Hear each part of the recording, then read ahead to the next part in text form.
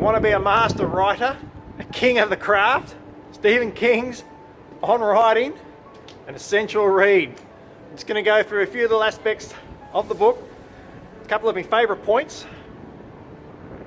If you apply these lessons, you're going to improve your writing, no doubt, improve your power factor, your quality, and all things related to the craft. Now I'm just going to get out of Bootville. Stephen King's On Writing. Let's get into it. I've got my bookmarks up the top with a few of my favourite points. Let's get away from the big mural. And then I'll head outside and share with you some of my favourite hints and tips from the book, a few passages, and if you apply them, you'll be writing a bestseller in no time. Let's get cooking. The first point is regarding his first book, well not his first book, but his first book to be published in Carrie. And a couple of good lessons here. I'll read them and then I'll explain them. He stopped writing Carrie for a while and he says, the story remained on the back burner for a while, simmering away in that place that's not quite the conscious but not quite the subconscious either. A little accent there.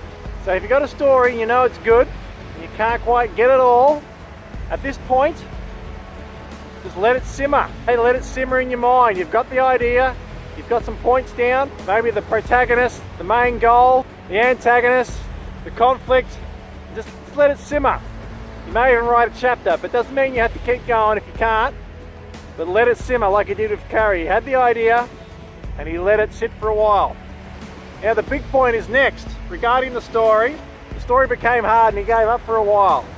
The lesson he learned from Carrie was the realization that stopping a piece of work just because it's hard, either emotionally or imaginatively, is a bad idea. So sometimes it's hard. Sometimes writing your epic, your bestseller, your piece is going to inspire you for your whole life. It's difficult. Like you said, it may be difficult in an emotional way, maybe draining you. You've been working on it for 2 years, 5 years, 7, maybe 7. And you're getting down, staring at the page. Or it could be hard imaginatively. There's big questions, you don't have the answers for them. You can't find out what the character's going to do next, what's the hero's problem, how does he get fixed, how does his character growth come through. But Mr. Stephen, the professional, the champion, he says don't quit. Keep going, keep writing, push hard, going strong, striving, so you never quit, no matter how hard it gets, how hard you keep going. I keep hearing these same questions. Oh, I'm blocked. I reached the point where I should stop. That means my story's no good and I'm going to stop and give up. Rubbish.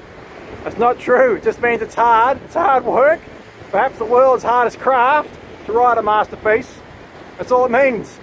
So you keep going, keep pushing through the story. You never give up, you never quit.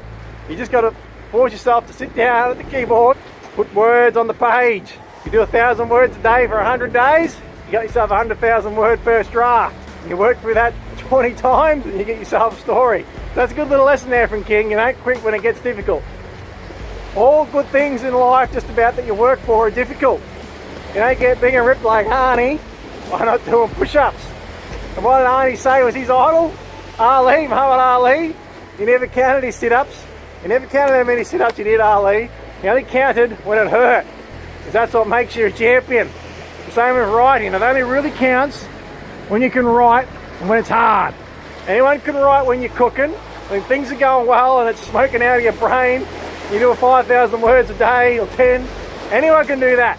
But what makes you a champion? The Arnie, the Ali effect, is doing the sit-ups when it hurts. Doing the push-ups when it hurts. Sitting at the keyboard, doing another 1,000, 2,000 words when it hurts. That's what makes you a champion. Thought I'd show you the bit of a beast there. To back that up, when Stephen King was going for a hard point in his life, and if you want to know what it was, get the book and find out. But he said this: at the worst of it, I no longer wanted to drink and no longer wanted to be sober either. I felt evicted from life. At the start of the road back, I just tried to believe the people who said that things would get better if I gave them time to do so. and I never stopped writing. Some of the stuff that came out was tentative and flat, but at least it was there. Keep writing. Prove yourself a champion. He says here, when you're writing, you may be thinking, oh, I'll just do it for a bit of fun. I'll never be any good. I'm just a hobby writer. I don't think I'll make it. With that attitude, you never will make it. If you want to be pro, a massive part of it, it's going to be your mental attitude towards it and what you're willing to do, how you're willing to view it. And this is what Stephen says, a very simple line. He says, come to it anyway but lightly. Let me say it again. You must not come lightly to the blank page. So when you're writing a book, if you want to be good, it's going to take all your heart power, all your imagination, all your strength, everything you know about life, all your true gut core feelings, everything you got. That's what it takes to be a writer. Anyone can do it, but you can't come lightly to the page. You got to come with everything you got. You got to give it your all. And that's what people are going to be interested in reading. Because when they read your work, when they read your book, like it or not, a part of you is coming out in that story, in them characters. A part of what you believe, your core values, how you view life, a part of you is coming out in that work. And if you're not coming with all your heart power, if you're coming lightly, they're going to think it's rubbish. If you're coming with everything you got, if you're coming hard, and you're unique to yourself, writing from your true values and your true guts, then Stephen King says, then we can talk. Then he'll read your work. He'll read your work if it's good, and you'll become a writer. So make sure you come to the page with heart power. Now for a specific note on craft, not so much on the mentality. When you're searching for a word, what word comes next? Sometimes you might run to the thesaurus, or you might ask a writer group, what word should I use? Or you might think again and again and again, what do I do? Mr. Stevens says this. Remember that the basic rule of vocabulary is use the first word that comes to your mind, if it is appropriate and colourful. So there you go, when you're writing something and a word bangs into your head, such as he barged through the door, then barge is most likely the correct word. If it's appropriate, colourful, we go with that. Now that being said, there is a balance to this rule. Sometimes you do need to mix things up. You can't write barge 20 times on a page. But most of the time when you're writing, your intuition, your gut, it's going to tell you the right word at the right time. And what that's coming into your mind, that is most likely the right word. The best way to expand your vocabulary to get more right words is to write more and read more. The more you read, the more you got in your brain, the more it's going to pop out at you. And when you're searching for the right word, most of the times, if it's appropriate and colourful, the first word your brain gives you, your intuition, that's going to be the right one. There's Melbourne in the background. But on the subject of reading a lot, we all know Stephen King says that's nearly the number one thing you need to do to be a great writer, is read. Here's a little quote on why he says that reading a lot is good for you. It's a bit of a long one, listen in. Constant reading will pull you into a place, a mindset, if you like the phrase, where you can write eagerly and without self-consciousness. It also offers you a constantly growing knowledge of what has been done and what hasn't, what is trite and what is fresh, what works and what just lies there dying or dead on the page. The more you read, the less apt you are to make a fool of yourself with your pen or word processor. So reading not only gives you the knowledge, gives you the tools. Oh, dog's barking, he's getting excited because the big machine is getting up on a cliff face.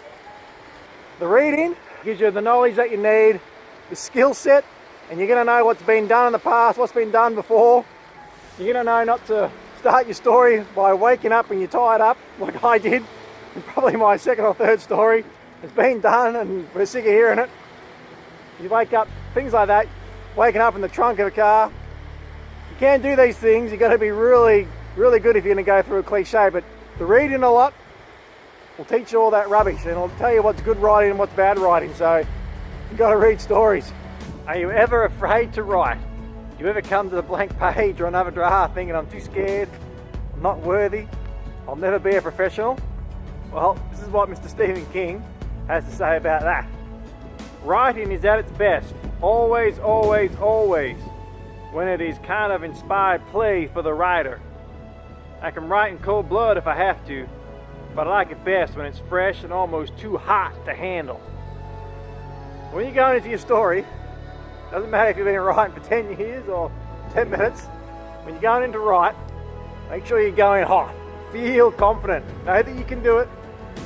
You go in with a certain type of arrogance as a writer, a belief that you can produce, and just going hard like an inspired play. Go in there and write with everything you've got, the best you've got, have confidence in yourself, and it's going to come out better, because if you're writing timid and afraid, it's going to show on the page.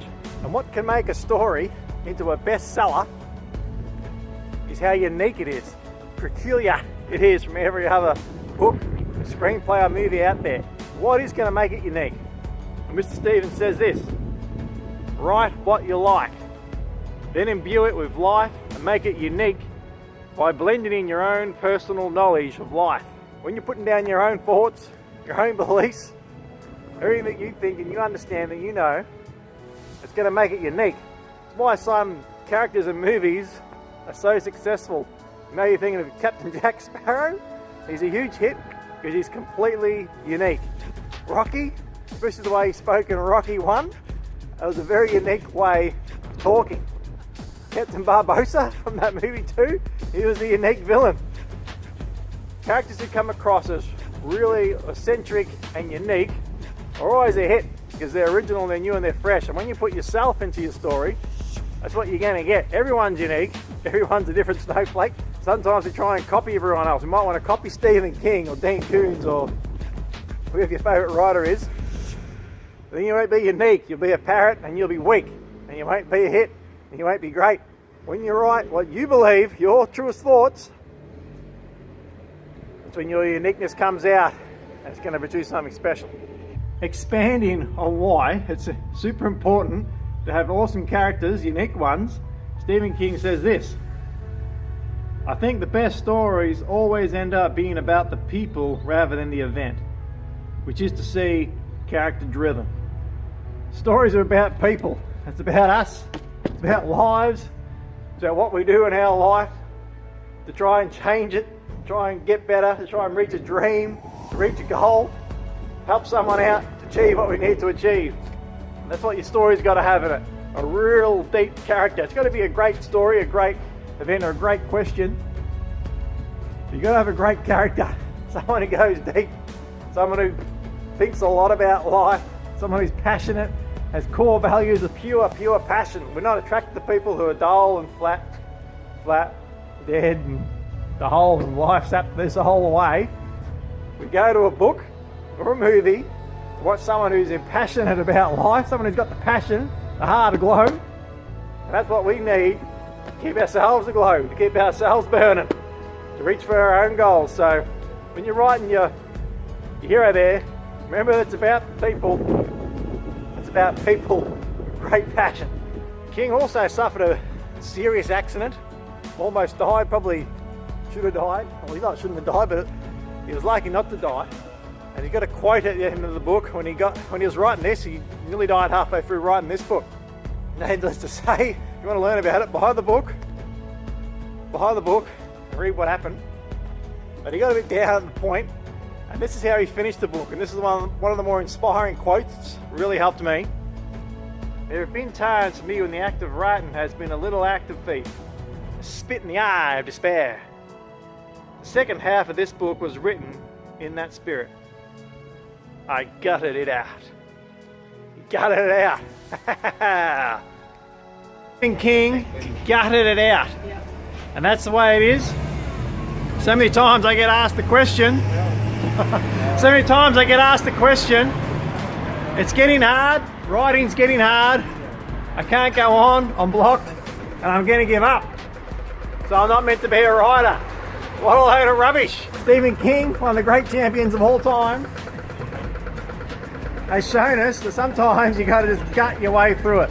Sometimes it gets hard. Sometimes it's just not easy. Doesn't mean you're not supposed to do it. Can you imagine if Arnie, when he was pumping Game Mr. Universe, stopped because it was difficult? He never would have won 7, 8 times Mr. Olympia, or even stopped his movies. Imagine if Rocky gave up. You think Messi or Cristiano Ronaldo quit when it gets hard? No, that's when they dig in, that's when they grind, and that's what makes you a professional, that's what makes you a champion, that's what produces great art. So in your stories, when they're getting hard, when it's getting gritty and strong, and when you push through it, when you keep going, when you gut it out, that's when you know you are professional and you're going to pursue something brilliant. So don't quit when it gets hard. That's the final lesson from the book there. No matter what, you just keep going, and that's part of life. All things in life, all the areas in life, when it gets hard, you keep going, prove yourself professional. So that point there about going through, when he was going through all that turmoil in his life, recovering from all those things he was recovering from, apply that to your own life. No matter how hard it is, I've said this before, no matter how hard it is, keep doing the work, keep going through it. And that's just in writing and in all aspects of your life. No matter how hard things get, you keep going, keep coming through, because you can come out the other side.